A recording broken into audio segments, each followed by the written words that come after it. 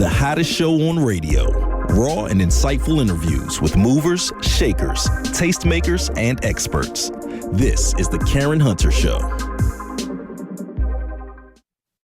Welcome back to the hottest show in the galaxy. Yeah, this is a complete shift from the banking conversation we just had. But that's the beauty of the Karen Hunter Show, because we are random like that. And this man, I was just telling him when he came in, I tapped out on another show because I would watch his show instead, especially when oh my God, you and Deborah would do Bobby and Whitney. Yes, ma'am. Some of the best Bobby and Whitney of all time. Thank you. But then I kept following you. I saw your special. You did a couple of specials, but I would watch your specials. You did one. I think it was in New York or something. Yeah. And then I'm on YouTube because then I'm like trying to find you because I'm fiending, right? I'm fiending for some Aries Spears, and I found you. You're in the studio now. You know how to lift somebody's spirits. Nah, man, I'm telling you, you are funny. Thank you. You are funny. One of the best impressionists because it's like you do impressions. Let me welcome to the show, Mr. Aries Spears. Yes. What's up? So you're headlining at the Gotham Comedy Club. Yes. From the 18th through 20th, and that's tonight through Saturday. Mm-hmm. Okay. All right. So what's different? What do you? Let me. I'm gonna get a little serious with you right now. Right. Okay. So, how hard is it to be as talented as you are and always have to freaking fight to work? Remember this thing called slavery? That kind of work. Hot sun. This is what I know. Cotton picking in the field. It's a tough thing. So how do you reconcile that? Because it's like, every day alcohol. You know. Okay, well, good. I love it. Right, sometimes you gotta do what you gotta do to get by. Okay. Can I ask you a question? Yes, ma'am. What's your favorite? What's your favorite drink? What's your vein of choice? I have become so good at it. I am like a mother with 1,000 kids. I love all my babies. Oh my God! I don't have. I got dark babies, clear babies. I got sugary babies, hardcore babies. Not necessarily I don't know if I feel comfortable or Sirius XM. condoning what sounds like alcoholism. Straight up, I don't think we need to be. Some call alcoholism. Some just call the joys of life. The many joys of life that you need to get by. Joy juice, spirit. Joy juice, yeah. Spirits. Spirit guzzlers, whatever you want to call them. Mm-hmm. What? Yeah. So comedians by nature are folk that are deeply pained, right? You hear about to some degree. Sometimes some guys go through no pain. What's your story? I don't know. My childhood wasn't as painful as one might think. Right, you weren't raised in a brothel, and you didn't. I didn't grow up in the projects, right? and have to. You didn't have Cat Williams as a daddy. Nah, didn't he just get arrested for something? All right, go ahead. I didn't go through none of that, but I think I'm making up for that by the pain I'm going through now. As an adult. Yeah. Tell. What's happening with you? I just, life is. I'm looking at you. You came in. Your heart feels real heavy. I'm trying to look at. I want to lay hands on you or something. I feel like we need to say a prayer. If we could get it done, we could do the Benny Hinn. You could dip me, and I'll faint like I'm, been touched by God, and wake up like everything's all right. I'll lay the white sheet over you. Yeah, we could do all that. Okay. All right. I just, as you get older, you realize that, life is like a boxing match. It's a 15-round fight. So some rounds I come out swinging and I win, and other rounds I got to come up, lay up against the ropes, cover up. So you got clipped and you rope-a-doping right now. Rope-a-doping right now. So until the final bell is rung, it's a fight. Okay. All right. Can we help? Because sometimes I look at it like tag team wrestling. Because I try to always have me somebody to tap. To come in and take a few rounds for me, take a few. You don't need to do this by yourself. All the people in my life tap me to come help.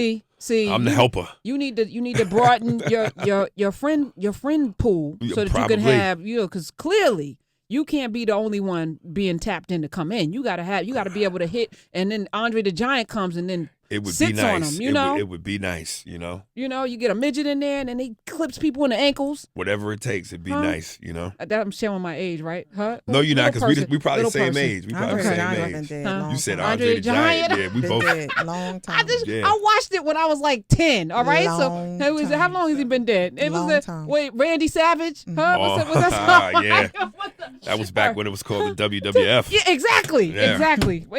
I didn't grow up in the Hulk era and the Rock and all of that. Right, the Hulk era was that.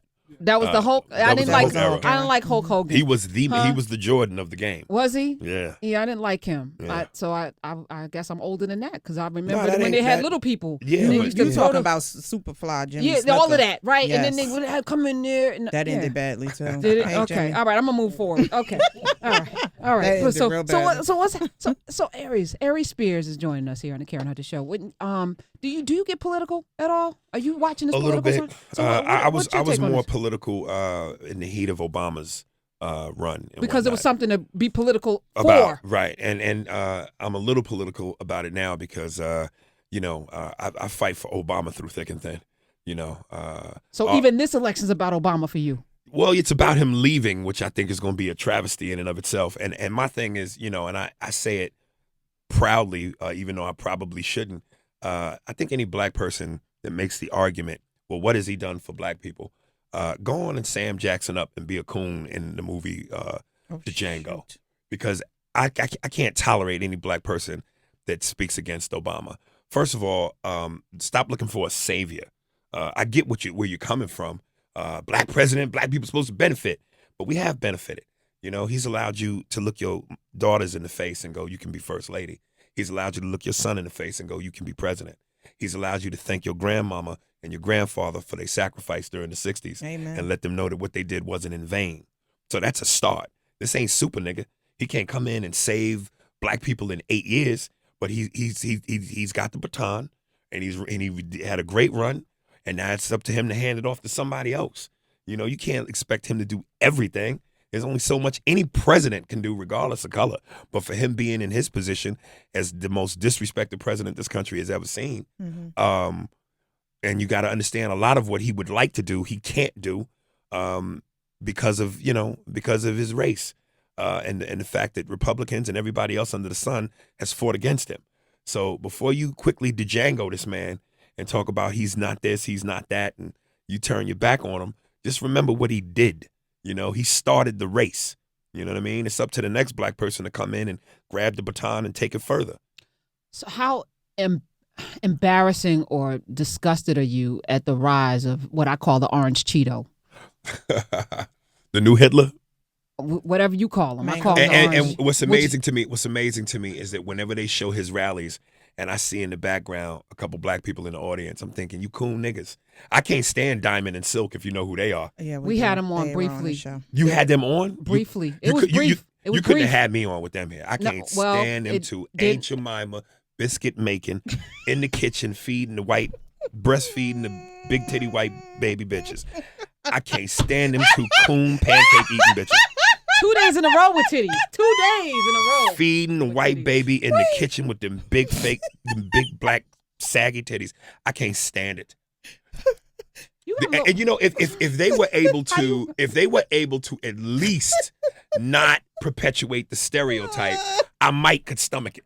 But when you see them, they like Amos and Andy, but female. Ooh, chap, this show enough, show this. This man, show you, right? And they doing everything white folks like. Help me. The white folks are watching that going, the good old days. Well, The make good America old great days. again. Yeah. Make it 1956 again.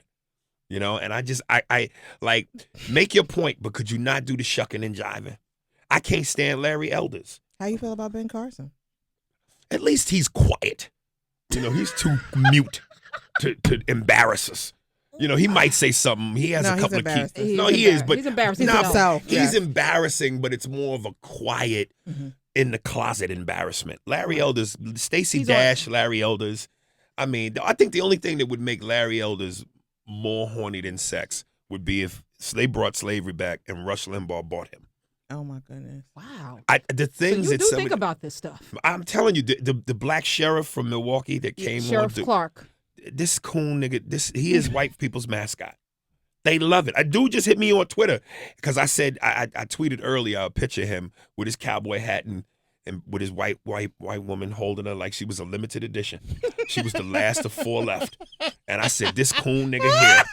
And some white dude hit me back and Did you play the said, disclaimer? Okay, because this white dude hit me back and said, Right. is that supposed to be an insult to him? And I said, I know you won't see it that way because he's your mascot. Of course you don't think so. You need him here tomorrow. How was I said it was a preview for Friday, but he's here? No. I'm talking about you. You. Oh. He can come every day. Yeah. If he came here, you'd have to play a song. Play "I Shot the Sheriff." Oh no, we can't condone that. We can't. Aries Spears. We ain't killing Listen, nobody. I'm not saying literally. I'm just saying, I don't know. I just think there's a harm as a black dude, as a cop especially, when you come out on national television and your first words are "Blue Lives Matter." Mm-hmm. So you just negate all the black innocent lives that have been killed. Like, I know the point of what they're saying, and listen, yeah, all lives matter. Cops got a hell of a job. I respect them. There's a lot of good ones more than bad ones, but for you to just come out and say that with that kind of passion and vigor, knowing I know where it's coming from, and I'm just sitting here like, that's crazy to me. That's why I even say on stage, and it's amazing because you could see the anger and the disagreement in white folks' faces when I go, this all lives matter shit. Let's knock this horse shit off. Because to somehow suggest that takes precedent over black lives is a disrespect and a slap in the face to all the black mothers and fathers who have lost their sons and daughters at the hands of police brutality. No one's saying all lives don't matter. Of course all lives matter. This shouldn't even be up for debate. But fact of the matter is all lives are not being killed by the police, just us. And white folks, they love to throw statistics. Well, statistically, more white people are killed by cops than black people. Well, yeah, motherfucker, it's a numbers game. White people outnumber black people. But those killings are done within the line of duty, where the cop is facing killed or be killed. They're not racially motivated. White cops don't kill white people for being white. Historically, has never happened. Now, they may kill you if you're trying to kill them, but they don't go, let me shoot this white motherfucker. Or if you're trying to kill someone else. Right. You know what I'm saying? So, come on, know the difference. So, stop with the bullshit.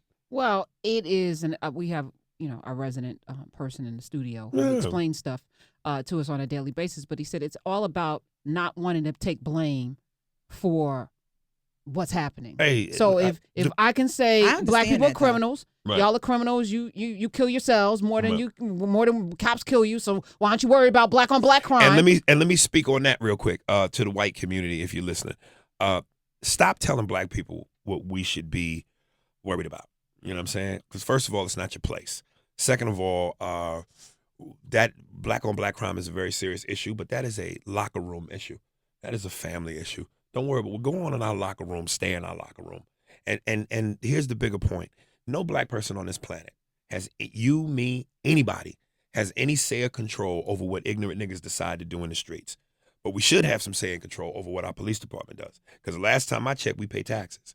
And their job is to protect and serve. What kind of shit is that? I'm paying to be abused. I'm paying to be killed. You know what I mean? Don't worry about the problem and not the symptoms. 866-801-8255. I'm about to get into my Paul Mooney in a second. I was just thinking that. These niggas are real. It's dangerous out here. It is dangerous. White folks are killing niggas like it's hunting season. Niggas are deers. The entire. You have this entire. It's real. They're killing niggas like deers. I'm surprised they don't hold us by ears when they take a picture. Like niggas are in the field dead. It's crazy. It is crazy.